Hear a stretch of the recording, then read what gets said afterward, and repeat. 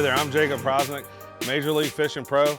Today we're going to talk about just flipping grass, and one of the baits that I like to throw is a V&M Flat Wild.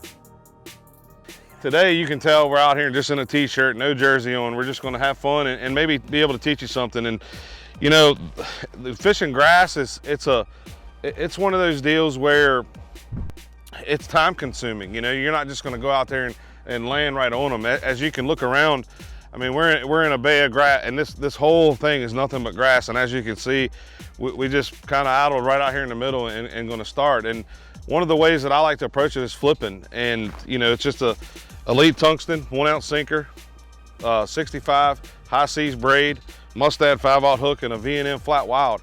And just, you know, some kind of natural color up here. Usually up here in these northern lakes, you get around the bass and they really bite, you know. So you can kind of fish really fast, and when you get a couple bites, you just kind of need to drop a waypoint and stay in that area, because it's probably a big school of them, you know, where it's summertime, it's hot, you know. It's just one of those deals where you just got to kind of just take your time and plink along. I mean, you might fish for 5 hours and not get a bite. So like I said, it's time consuming, and when you're doing this, it's one of the it's the funnest way I like to fish. You know, I used to hate it until I really kind of got to understand what it's all about. Like I said, you might fish for 5 hours, and then all of a sudden you're going to get in a 50-yard section where the whole mother load in that whole bay is sitting, and that's how you win tournaments, doing this. So we'll just kind of just flip along, and you know, if it gets in a where the grass is really matted or something, I want to stay in full contact with the bait at all times. A lot of times it really doesn't matter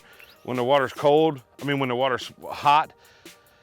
But if the water is cold, then I definitely want to stay, because a lot of times they're just so light, you know, light bites, they'll just barely tick it, you know. It's just a reaction deal, you know. Once you drop it in there, just a couple hops or something, he ain't got it, just, you know, pull it out, flip to the next one. So you can cover a lot of water doing this. Just remember, when you get one bite, he's not there by himself, you know. I would stay kind of in that area and kind of fish around and see actual spot where they're actually sitting, you know.